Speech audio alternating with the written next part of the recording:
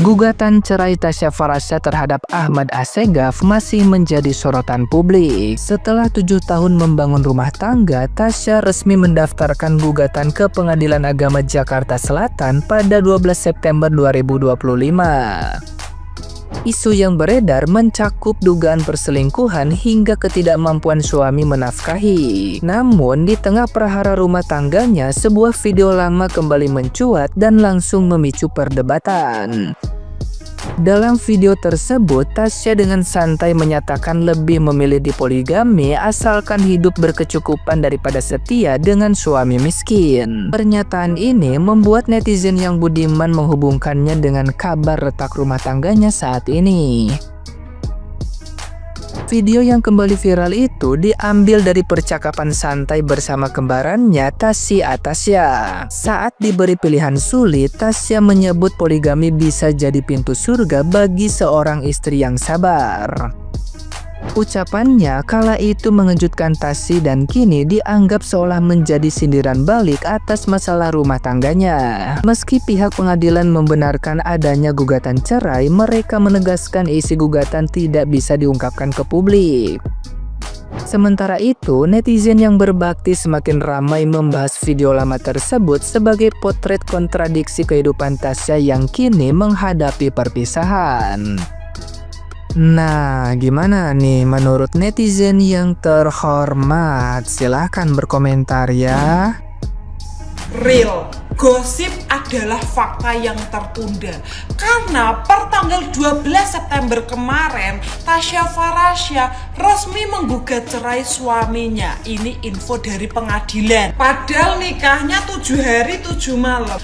Malah cerai di usia pernikahan yang ke-7. Ya gimana? Kita hidup di zaman istri nggak berpenghasilan dianggap beban, istri berpenghasilan dianggap nggak perlu nafkah. Bilang juga apa ya, banyak banget kan yang penasaran, bener nggak tuh lakinya beauty vlogger punya utang sampai menggelapkan uang 23M karena lagi beredar nih sebuah percakapan chat yang lagi ngomongin lakinya. Percakapan ini kemudian memicu spekulasi di media sosial, terutama bertepatan dengan isu perceraian mereka yang sedang bergulir di pengadilan. Tapi ada juga yang mengaitkan isu ini dengan pembangunan rumah mewah milik mereka berdua yang sempat menjadi sorotan publik. Belum ada klarifikasi dari mereka berdua. Jadi buat lu pada nih, jangan pernah percaya sama informasi yang belum terverifikasi kebenarannya. Karena kan TF sendiri menggugat lakinya di tanggal 12 September. Nah, rencananya sidang perdananya di tanggal 24 September yang bakal menghadirkan kedua belah pihak. Ya kalau pada hadir lanjut mediasi. Sambil nunggu klarifikasi resmi dari mereka berdua, mendingan lo pikirin aja 23M kira-kira mau disimpan di mana. Kalau aja sih disimpan di pikiran doang biar kagak dirampok.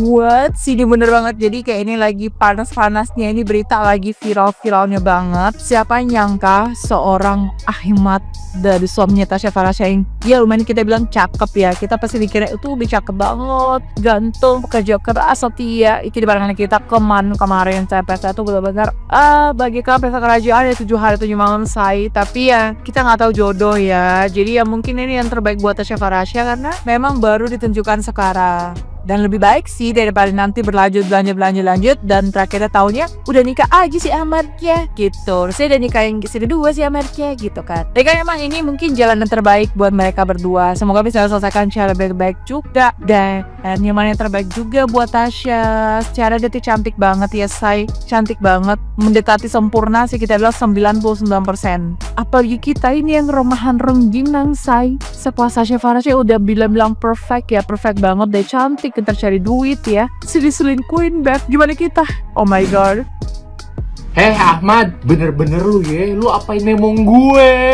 Gue shock banget ngeliat beritanya Tasya Farasya dan itu udah dibenarkan di pengadilan agama guys. Kalau Tasya Farasya itu minta gugatan perceraian sama Ahmad Assegaf suaminya. Alasannya belum tahu kenapa, tapi banyak banget netizen yang berspekulasi kalau misalnya suaminya itu ada yang bilang korupsi lah, ada yang bilang pengalihan isu lah, ada yang bilang selingkuh lah. Tapi sampai sekarang pihak Tasya Farasya itu belum ada klarifikasi apapun mengenai gugatan perceraian tersebut, guys. Ya Allah, Ahmad, lu bener-bener gak bersyukur banget jadi laki, sumpah. Emang susah sih kalau misalnya jalanin pernikahan kalau nggak sama-sama konsisten. Jadi kalau belum siap berkomitmen atau berkonsisten, jangan nikah dulu ya, guys. Apalagi yang masih miskin, jangan dulu nikah. Terus apalagi jangan dulu punya anak deh, jangan dulu beranak pinak gitu kalau masih belum bisa punya ekonomi yang cukup gitu loh. Semoga masalahnya Memong cepet selesai ya. Doa terbaik buat Memong aku.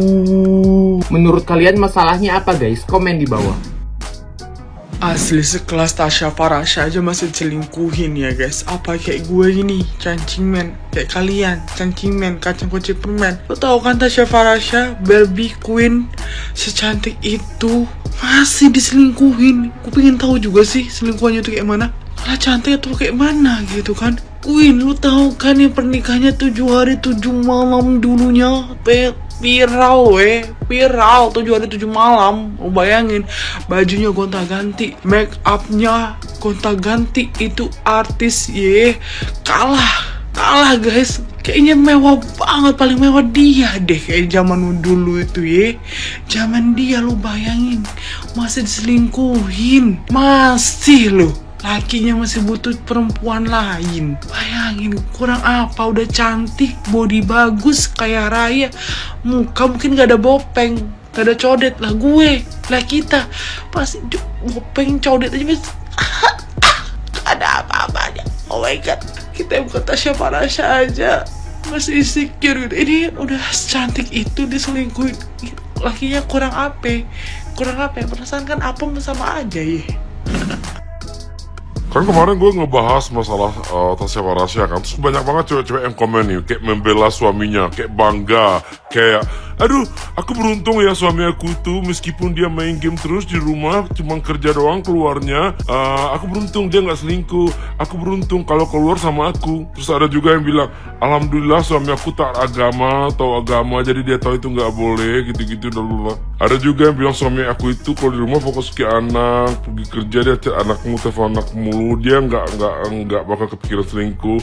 Alhamdulillah ya. Terus ada juga yang bilang itulah akibat dari Ain itu maksudnya orang yang suka memposting kebahagiaannya loh, orang yang bangga dengan kebahagiaannya lo diposting dibilang Ain.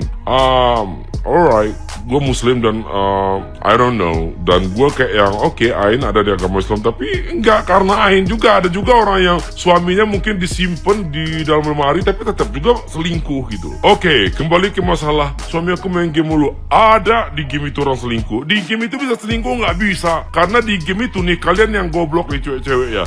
Di game itu ada perempuan, ada laki-laki, berbagai macam jenis kelamin ada di dalam permainan game online itu, dan mereka bisa saling berkomunikasi di sana. Bisa selingkuh nggak bisa. Dari mana gue tahu? Salah satu teman gue, karena gue nggak suka game, teman gue main game selingkuh di situ, terus sekarang bercerai dia sama istrinya, dapat cewek lagi di situ di tempat game itu. Terus yang kalian bilang kayak suami kalian di rumah doang, kerja doang, ini pergi kerja. Kalian kira laki-laki selingkuh itu butuh berhari-hari, butuh tidur sama wanita? Bisa loh orang selingkuh 10 menit. Tahu kan maksud gue kan? 10 menit. Karena laki-laki itu gaya doang yang pengen banyak wanita. Kalau dikasih doang cuma 10 menit, 5 detik, setengah jam, itu paling lama, udah kelar. Selingkuhnya segitu doang udah. Selingkuhnya ngapain itu? Lah kalian pikirnya sendiri. Tapi suami aku kan, ada juga yang bilang, tapi suami aku kan alim segala macam. Alah, laki-laki itu gak berpikir melalui otak kadang-kadang kalau lagi dia pengen. Berpikirnya melalui otong. Terus kalian banyak bertanya, jadi gimana caranya Bapak? Apakah ada laki-laki yang setia di muka bumi ini? Ada 1:1000. Lalu solusinya gimana Pak? Gak ada solusinya. Udah bakal begini sampai kiamat laki-laki itu.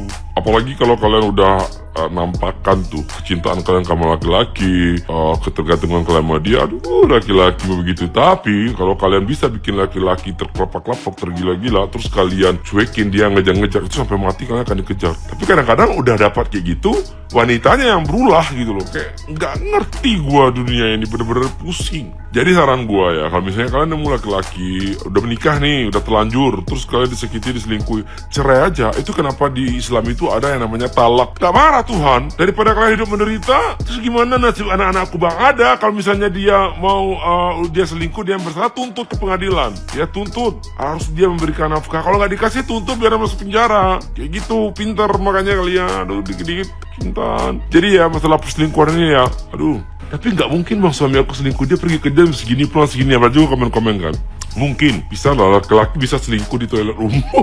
Karena ya laki-laki itu beda sama kalian. Kalau kalian cewek ini pakai perasaan kan, harus nyaman, harus tempat tidur, ngobrol-ngobrol dulu, komunikasi dulu. Laki-laki bisa tanpa begitu. Nggak bebas gue ngomong di TikTok ini, takutnya ditonton anak-anak gitu loh. Cuman kalian yang dewasa pasti ngerti lah maksud gue. Laki-laki bisa saset udah, terus pulang ke rumah seolah-olah nggak melakukan apapun, seolah-olah nggak bersalah. Kemudian ketahuan, terus minta maaf, ngemis, sujud, terus kalian maafin. Udah terulang lagi. Itu mulu terus. Dari gue main TikTok itu aja tema gue dari dulu. Dan banyak cewek-cewek yang goblok.